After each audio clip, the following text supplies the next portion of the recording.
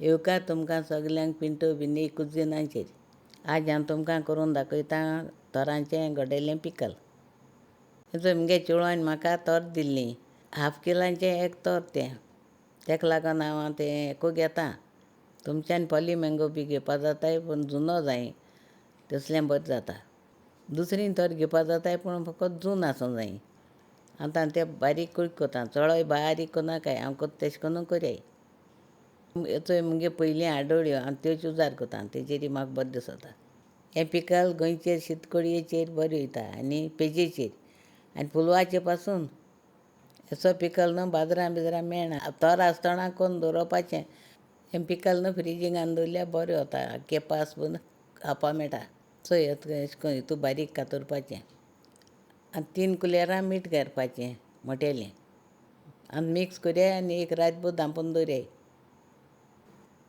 आनी तें दुसऱ्या दिसा तें मिठा उदक सगलें भायर उडयलां आनी आतां मागीर तें अशें करून चोय जालें.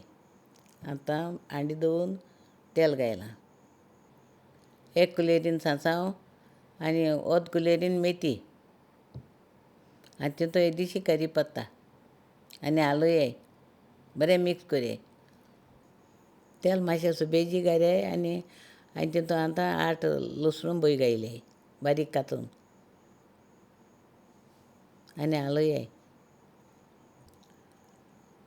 15 हांवें कश्मिरी सांग घेयल्याय त्यो तिखो न्हू आनी 2 इंच आलें आनी इनाग्री घालपाची तेजितलें हांटून घालया इनाग्री बारीक हांटपाचें. चोय आतां आमगे पेस्ट रेडी जालो आनी तेलांत घालया आनी बरो भाजया. हालयत रावूं जायें बरो मिक्स जावं दिया. अशें करून बरो कलर येवपा जायो आनी करपोन दिनाकाय भितूर लागोन दिनाका हालयत रावया. आनी चोय तें मिक्सरान इनाग्री घालपाची आनी हालोवन तितून घालपाचें. उदक घायनाकाय आं इल्लें उदक घायनाय इनाग्री चोय बरें भाजूं दिया तें बरें हालयत रावया आनी 1.5 कप साकर घालया आनी उज मातशें स्लो कोरया आनी बरें मिक्स कोरया. हें मुगे ग्रॅनीगे पिकल सारकें बरें लागोता आनी मुगे कंजी सारकी फेवरेट. ही पिकल मुगे कंजी बारा हांव सोदां खातां.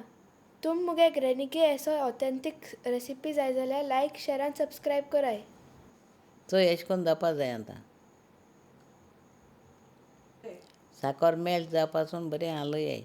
चोय अशें करून जावपा जाय आनी तितून आमगे तोर घालया आनी तें तोर घायल म्हणटकीर तितून आतां मिक्स कोरया. मसालो बरो लाग दिया आनी तें बरें आनी 10 मिनट शिजोवया आनी 10 मिनट जाल्यो आनी चोय काय बरो कलर येयलो तो चोय तांबडेलो. चोय आतां आमगे जालें रेडी आनी तें बरें निवतोन साण थंड जातरी इद्रां पोवन फ्रिजीन घालपाचें. तुमी खाश्यात ट्राय कोरया आनी कमेंटां सांगाय केशें जालें तें. तुमी आमगे चॅनला हितू मोग दिल म्हूण सगल्यांक तुमकां थँक्यू आनी गॉड ब्लेस यू.